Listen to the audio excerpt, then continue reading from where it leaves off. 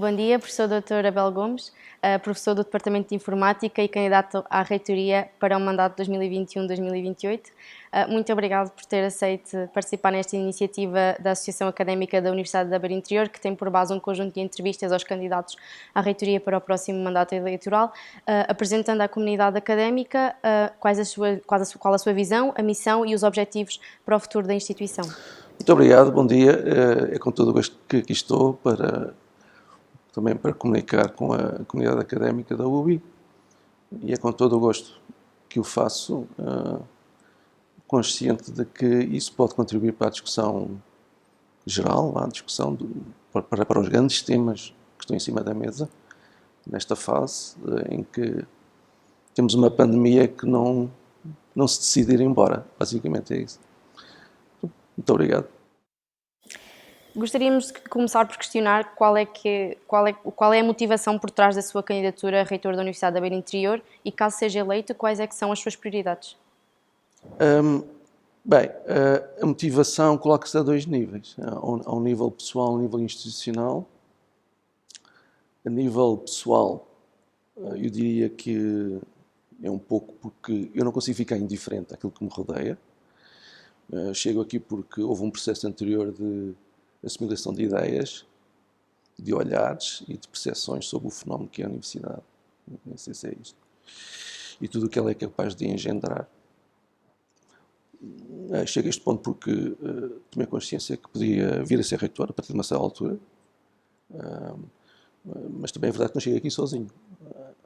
Essa é que é uma realidade. Não chego sem equipa, não chego sem apoios significativos das várias faculdades, neste caso são 5, e chego aqui porque é fazer diferente. Tenho uma ideia clara para a instituição, sei o que é que posso fazer diferente, sei o que é que posso fazer melhor, e no fundo é isto, em termos pessoais. A nível institucional, eu diria que a motivação tem muito a ver com a minha visão estratégica para a universidade. Primeiro, pela ambição de querer transformar a UBI numa instituição de referência, não só, digamos, local ou regional e nacional, mas, se calhar, temos que pôr um pouco mais de tónica na parte internacional. A UBI tem que ser mais visível, tem que ter o seu espaço. Isso passa por colocar a UBI nas 500 melhores universidades do mundo, em termos gerais, mas tem muito a ver com a investigação. Temos de ser reconhecidos como tal. E as 500 melhores no índice de Xangai, que é aquele que interessa. Está bem? Porque o índice de Xangai é um índice que a União Europeia utiliza para certificar, se é que se pode dizer assim, a excelência na investigação. A UBI não figura nesse índice, como instituição ainda, espero vir a consegui-lo, mas tem 4 áreas científicas nesse índice. Talvez as pessoas não saibam, mas eu posso dizer aqui, é a informática de onde eu venho, e eu tive um papel, acho, decisivo para isso. É a eletrotecnia eletrónica, também. É uma terceira que é a energia, e uma quarta que é a ciência do desporto. E todas as outras ainda não figuram lá. Portanto, o meu papel como reitor é criar as condições para que outras áreas científicas da UBI entrem nesse índice e depois, finalmente, a UBI entre como universidade. Isso é fundamental. Okay? Por várias razões que nos levariam aqui rios de conversa, mas que não temos tempo para isso, obviamente, estamos limitados no tempo. Ora, o segundo ponto tem a ver com criar um ambiente dinâmico e vibrante na academia, em que a investigação e a docência interagem uma com a outra, muito fortemente, uma dinâmica muito forte e mutuamente, num processo de alavancagem contínua. Portanto, a investigação, os resultados que nós obtemos de investigação acabam por ser transpostos para a sala de aula, e a sala de aula também, os alunos têm essa função de confrontar o professor para criar novas ideias também. Então, os alunos são importantíssimos neste processo.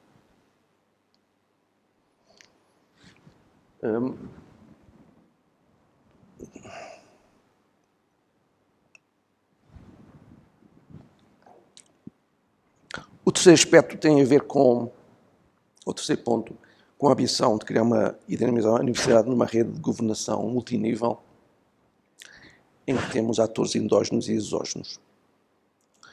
Os fatores endógenos são os professores, os investigadores, os alunos e os funcionários, obviamente. Os exógenos são as empresas, autarquias e outras organizações nacionais, internacionais, governamentais ou não, pouco interessa, e a sociedade em geral, de maneira que possam participar de uma forma transparente no todo o processo interno da UBI, obviamente, contribuindo para a melhoria e utilização dos programas de estudos, que é coisa que hoje não acontece de todo. Portanto, principalmente os exógenos raramente participam nesse processo e a minha ideia é trazê-los cá para dentro, no fundo, para nos dizerem também para onde é que as empresas estão a ir, quais são as perspectivas que eles têm e de onde incorporar isso dentro dos currículos. E assim afirmar a UBI como um motor de desenvolvimento não só regional, mas nacional e porventura internacional. Okay? Portanto, é isto na essência, e para responder à sua questão, a sua primeira questão, é isto que está aqui em causa. Há um grande objetivo que é esse, há uma linha clara que temos de traçar, e eu sei como traçá-la. Eu, de alguma maneira, já fiz isso para a área de informática, tive esse privilégio, tive um momento, estive lá naquele momento e isso foi muito importante.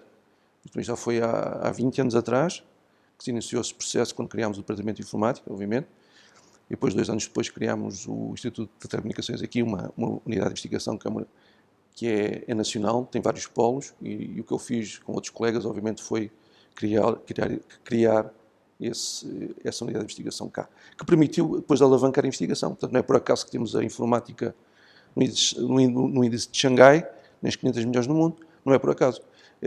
Há todo um processo por detrás, portanto, não aparece do ar, é preciso fazer trabalho, é preciso ter visão estratégica, é preciso perceber o momento, perceber o que é que está mais à frente, e sem isso a universidade não vai lá nenhum. Portanto, no fundo, digamos, se é que se pode dizer assim, transplantar um modelo de gestão de ciência que já existiu e que existe, ainda existe, ainda cá estamos, obviamente, e no fundo disseminar isso para toda a universidade, mostrar o caminho, no fundo mostrar o caminho, como é que se faz. E é isso. E não é assim tão difícil quanto parece.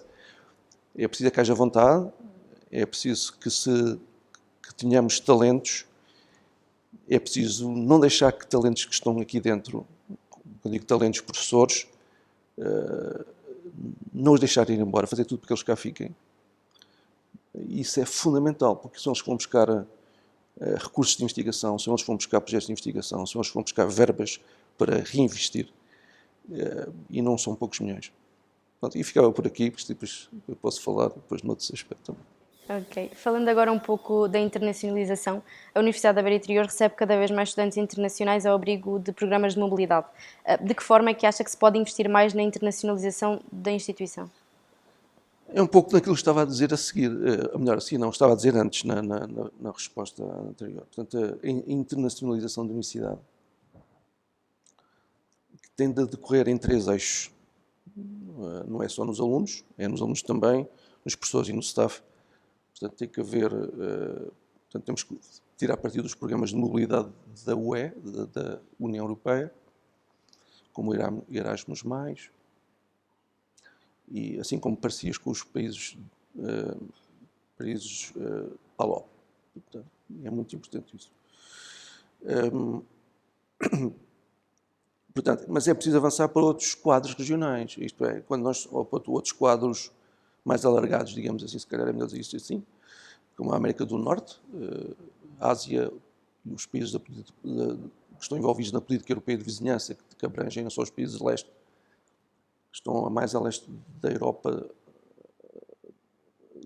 e os países do quadro do Mediterrâneo, que abrangem não só do todo o Mediterrâneo, incluindo aqueles que estão em Norte de África. Por isso é necessário que a universidade se envolva em redes, cada vez mais, em redes de universidades e consórcios, não só para explorar essas regiões, para conhecer bem os problemas que existem nessas regiões, para identificar onde podemos ir buscar mais alunos. Não sei se é isto. Temos que conhecer o terreno. Tem que haver alguém que faça esse estudo. E o caminho para mim é esse, conhecer bem o terreno. Se não conhecemos o terreno, não vamos lá. Por exemplo, eu estou a lembrar-me no Brasil, há centenas de milhares de alunos que querem entrar em engenharia civil nas grandes universidades e não conseguem. Isso é só um exemplo. Porque no Brasil temos milhões, não temos, sei lá, 200 milhões de brasileiros que falam português. E, portanto, é preciso conhecer o terreno. E quando eu digo conhecer o terreno é isto. Que alunos é que ficam fora de certas áreas científicas, veem comprometido o seu futuro. Okay? E nós temos de ser capazes de lhes dizer, nós estamos aqui e podemos oferecer algo, não é?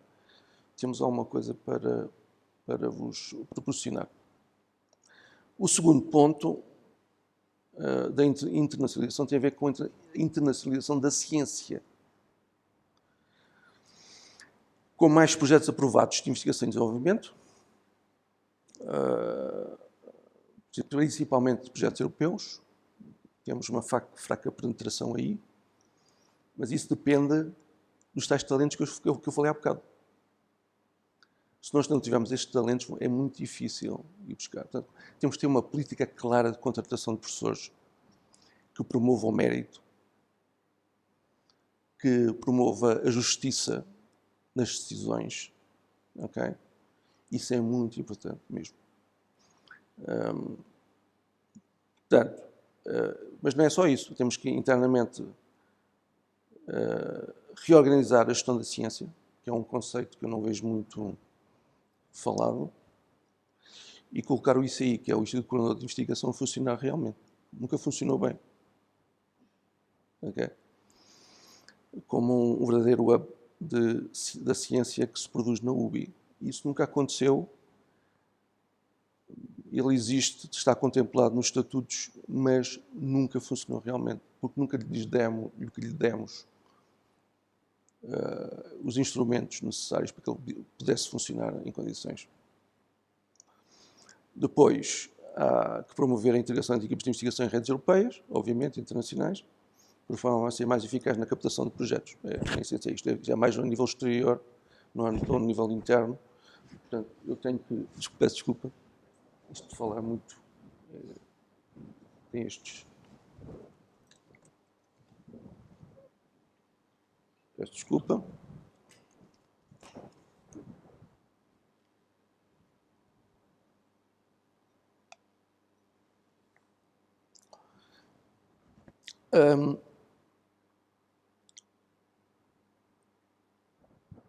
E, portanto, isso tem que ser alavancado, portanto, ir a projetos europeus integrados enquanto as equipas europeias de investigação.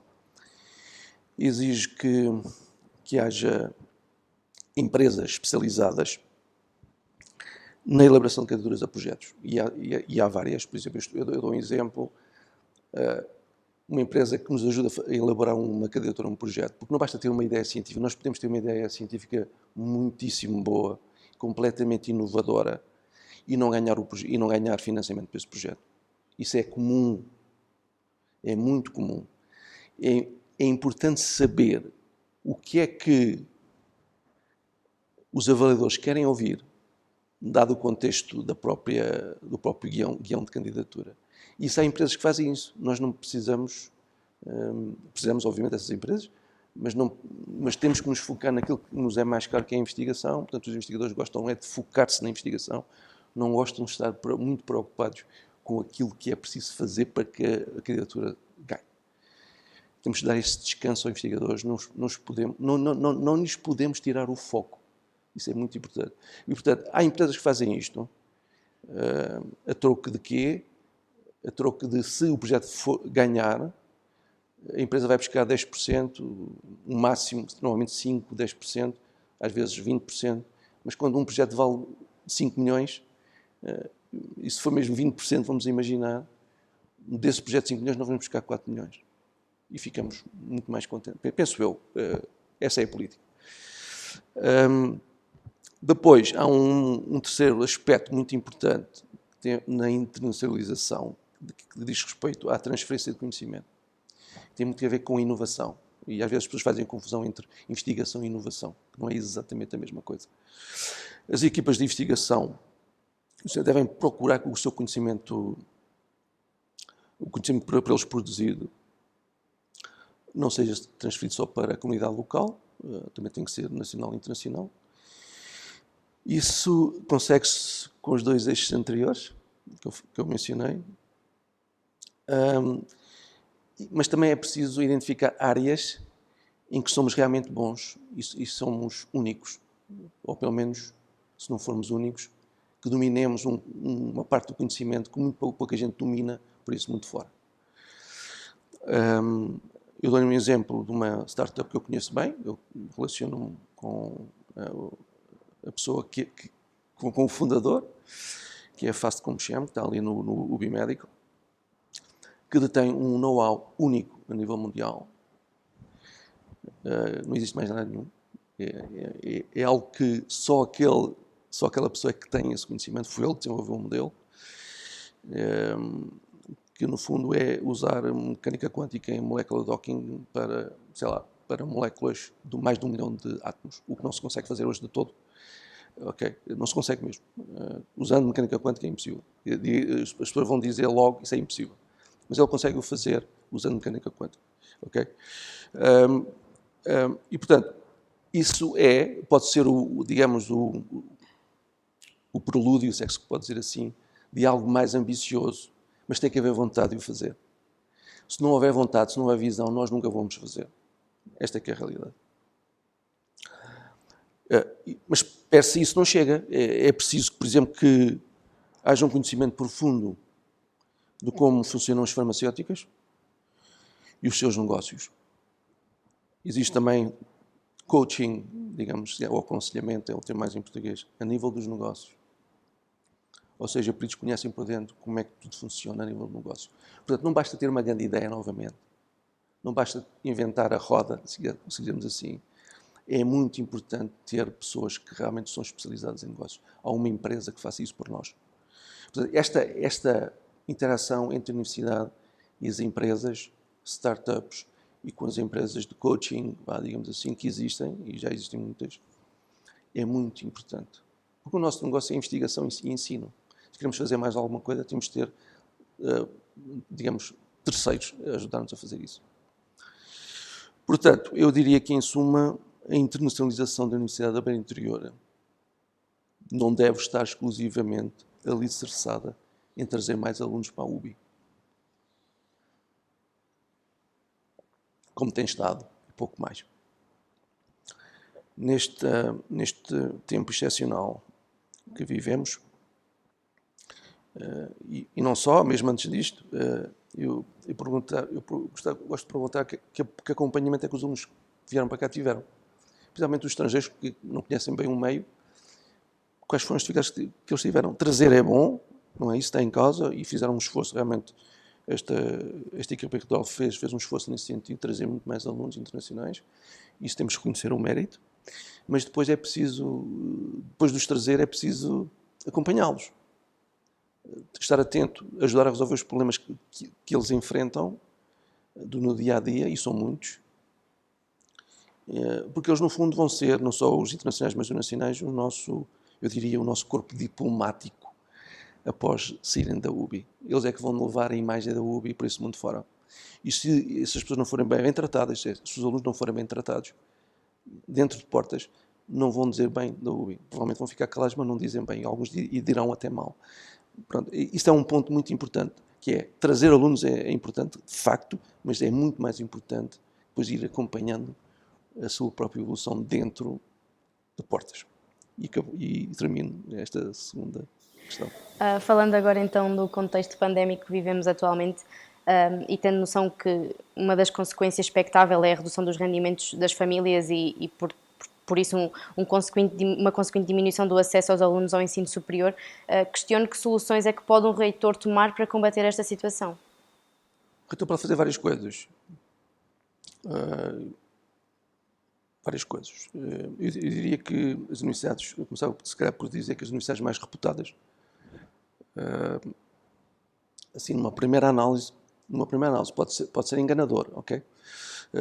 Pode ser enganador. As universidades mais reputadas serão certamente aquelas que estes problemas menos sentirão. E porquê? Porque tem uma grande capacidade de atração e cooptação. Portanto, se nós, por acaso, não temos aqui uma Cambridge em Portugal, temos Coimbra, talvez é uma Cambridge, mas já não é tanto como no passado, mas durante um certo tempo foi Cambridge, em Portugal, durante séculos. Agora temos outras universidades, que até estão bem mais cotadas a nível internacional. Mas temos que olhar para a competitividade a este nível, não só a nível nacional, mas internacional. Quando um aluno tem a possibilidade de fazer, por exemplo, um curso online numa universidade como, por exemplo, Oxford, ou Cambridge, ou Stanford, nos Estados Unidos, ou Harvard, e paga uma propina que é bastante pesada, mas também não tem que sair de casa. E, portanto, os custos também são menos. As pessoas começam a vacilar. A nossa grande vantagem, para mim, é que as nossas propinas são pequenas, são reduzidas, e têm tendência a reduzir porque há uma lei que está a obrigar a baixar, por causa do Estado Social que nós temos em Portugal, e que está contemplado na Constituição também de alguma maneira. Mas essa é a nossa competitividade, a competitividade pelo baixo preço. Mas temos de ter cuidado com isto, de alguma maneira, porque os baixos preços já não vendem muito, ou pelo menos vão ter tendência a vender cada vez menos. Temos de ter cuidado. A atração dos alunos não ocorre apenas com ações de divulgação em tempo de exames nacionais, ano a ano, com os dias da UBI ou outras. Okay? Ocorre com a divulgação da ciência que se faz cá dentro. Qual é o valor que nós temos? Mostrar aquilo que somos bons, realmente. Ocorre quando a inserção dos alunos no mercado de trabalho. O que é que eles levam para... Que valor acrescentado é que vão dar às empresas, para onde vão, para as instituições, hospitais, etc. Se estão bem formados ou não. E o mercado percebe isso rapidamente. É assim que nós fazemos essa divulgação. Ocorre com a capacidade de gerar startups, já há riqueza para o país. Ocorre com a capacidade de criar centros de competência com pernas, tronco e membros. E eu digo isto com propriedade e não digo mais porque não vou avançar por aí. Ocorre com a capacidade de organização e planear o futuro. Ocorre diariamente com o trabalho realizado em várias frentes. Ocorre com uma política correta de receber alunos nacionais e internacionais. Ocorre também com uma política correta de comunicação de imagem posterior, que também não é a melhor. Soluções. Pergunta por soluções para combater este flagelo. Há várias. Eu diria para já 3. A primeira é que há que passar a ideia, para já. Passar a ideia que a interioridade, que às vezes é um vocábulo usado para desculpar muita coisa, é uma vantagem num cenário de pandemia. E é vantagem porquê? É vantagem porque estamos numa zona com menor densidade populacional, e Raquel até vai ser uma futura médica e deve saber isto, e portanto a probabilidade de ocorrer infecções é muito menor. E isto não está a ser usado, não vejo isto a ser dito em lado nenhum. Se passar bem esta mensagem, e já devia ter sido passada para as escolas secundárias principalmente, não só desta região, mas a nível nacional, pelo menos na página UBI, que digam isto e que de uma forma intensiva. E na página do Facebook também é muito usado. Que façam divulgação, já que não temos tempo para fazer outra, de uma forma direta nas escolas, que se faça isso. Acresce que o custo de vida e de alojamento é muito menor na Covilhã, portanto é uma melhor qualidade de vida do que nas regiões de maior densidade populacional. Portanto, a interioridade é uma vantagem neste contexto até. Não só neste contexto, e mesmo que não houvesse este contexto, é a mesma coisa. A qualidade de vida é cada vez mais procurada pelas camadas superiores da sociedade. Isso é uma vantagem, e temos de tirar vantagem disto, acho eu. A segunda solução, que se tem prestado pouca atenção, penso eu, é que, estando muitas famílias com dificuldades financeiras, temos de ser capazes de passar informação correta e atempada, que isso não é realmente um problema. num país em que a sustentabilidade social é muito forte por parte do Estado. Nós temos um Estado social. Não sei se nas realidades, as pessoas acho que têm essa percepção, mas ter um Estado social significa muito. E nesse aspecto nós somos um país exemplar. Eu já estive em várias partes do mundo e não via Estado social nenhum. E é terrível. Se formos para os Estados Unidos, é um exemplo. Basta ver o que é que está lá a passar hoje. Não é? Portanto, este país que é pequeno, que é dito que não é muito rico, é medianamente rico, tem um Estado social. E nós, como sociedade, fizemos um trabalho excepcional a esse nível. Portanto, os alunos, hoje o facto das famílias não terem recursos financeiros suficientes para colocar os seus filhos nas universidades não é desculpa. O Estado paga bolsas. Okay? Se um quiser entrar na universidade, pode ter acesso a uma bolsa, digamos, do Estado. É o Estado que paga, não é a universidade.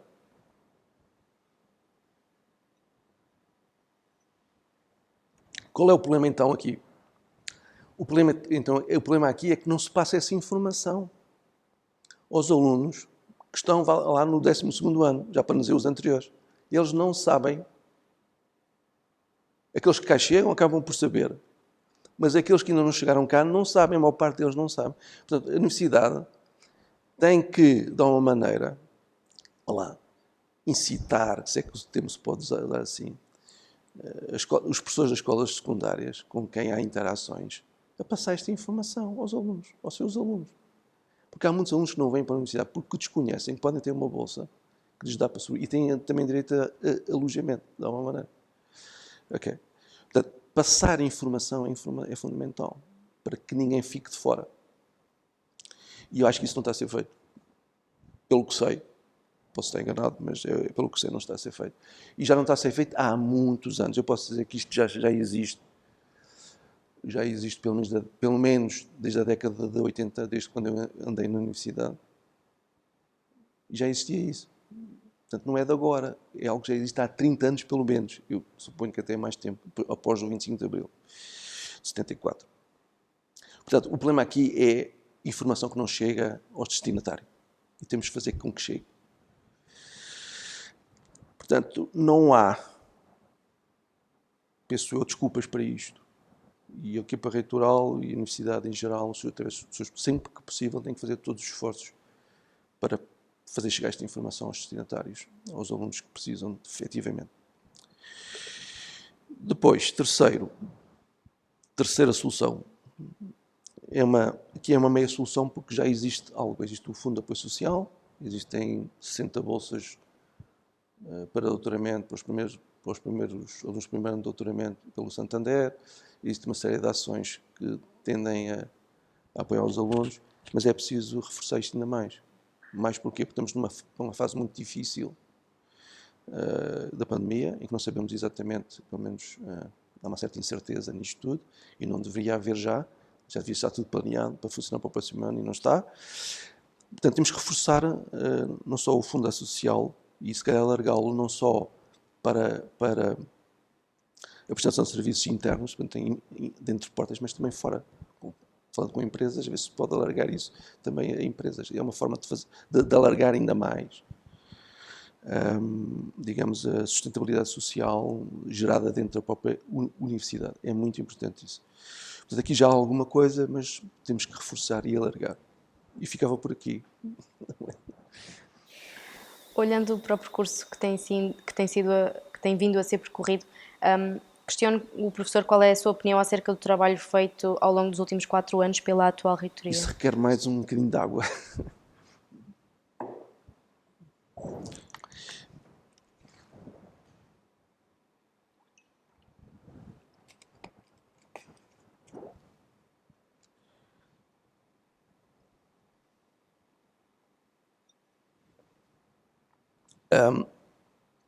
Obviamente, algum trabalho foi feito.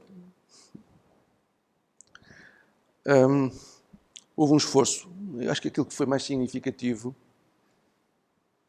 deste reitorado foi ter havido um esforço de captação mais alunos estrangeiros, a tal internacionalização que falámos há pouco dos alunos. E esta é talvez, se calhar é um pouco forte dizer isto, mas eu tenho que dizer isto, é talvez a única nota positiva da atual gestão da UBI, na minha perspectiva. Tive e tenho a sensação, tive e continuo a ter a sensação que a atual reitoria esteve sempre em gestão corrente. Do meu ponto de vista, erradamente. Okay? Estes últimos anos foram de crescimento económico do país e devíamos ter aproveitado as oportunidades do crescimento. Deste ambiente económico favorável e não o fizemos, ou fizemos menos bem. A pandemia Covid-19 só veio pôr a nu a falta de ação estratégica da atual reitoria. Esta é a minha opinião. O debate plural, tão característico da academia, foi definhando. Esta é que é uma verdade inquestionável. E deu lugar a uma política de cima para baixo. Não é nada bom. E é por isso que, na generalidade, os professores e alunos não se sentem, ou melhor, sentem-se arredados das tomadas de decisão. Isto, em termos gerais, é isto. O que é que devia ter sido feito? Devia ter sido feito muita coisa. Era o que eu faria e é o que eu farei se vier a ser eleito reitor. E espero que sim. Vou focar só 3 aspectos que para mim são muitíssimo importantes. O primeiro é que deveria ter sido preparado um plano estratégico da Universidade para 2030, para a década. E não foi feito. E, portanto, o próximo reitor vai ter que o fazer. A tempo e horas, e não se fez nada ou pouco relativamente a isso. A ação estratégica do atual reitor é titubeante e baseia-se vagamente no seu plano de ação, validado pela sua eleição em 2017. Sinceramente, é pouco. É muito pouco mesmo. Devia ter preparado, e agora é o segundo aspecto, porque o plano estratégico é mesmo muito importante. É aquilo que diz à comunidade académica onde é que nós vamos. E isso não foi feito. Foi deixado ao sabor do dia-a-dia. Deveria ter preparado um plano para o desenvolvimento das várias áreas científicas da UBI, o que também não foi feito. Os departamentos, devia ter pedido aos departamentos qual é o plano de desenvolvimento de cada área científica. Há departamentos que têm uma área disciplinar, se quer assim. Há departamentos que têm 2, depende. Engenharia Civil e Arquitetura têm 2 áreas. Engenharia Civil e Arquitetura. Portanto, devia ter sido possível ter criado esse plano de desenvolvimento para cada área científica. Isto é, quando eu digo um plano de desenvolvimento para cada área científica, digo o seguinte: o que é que nós queremos fazer, por exemplo, na área da arquitetura, para a década de 2030? E como é que o vamos fazer? É o que fazer e como. Não é só dizer vamos fazer isto, é como. O que aconteceu é que a atual reitoria tem feito o que tem feito para o desenvolvimento das várias áreas científicas. É verdadeiramente um jogo de soma nula. Até porque o número de áreas classificadas como excelentes no tal índice de Xangai que falávamos há pouco permanecem as mesmas há vários anos. Não houve mais nada. Parece que ficou estático. Não há um plano por área científica. Qual é o plano de desenvolvimento para a medicina? A Raquel sabe. Mas se calhar deveria saber. Eu também não sei. Lamento. E depois há outro aspecto que é muito importante e que é crucial. Que é... Deve haver, ou devia ter havido, e deve haver, obviamente, uma política clara para o desenvolvimento dos recursos humanos. Porque são as pessoas. Elas estão no centro disto. São elas que mandam. Efetivamente. Não devia ter deixado que vários, já referi isto há pouco, que vários talentos a nível dos professores tivessem ido embora. Porque isso menoriza a universidade e reduz a sua capacidade de captação de projetos, de recursos de investigação e de investimento.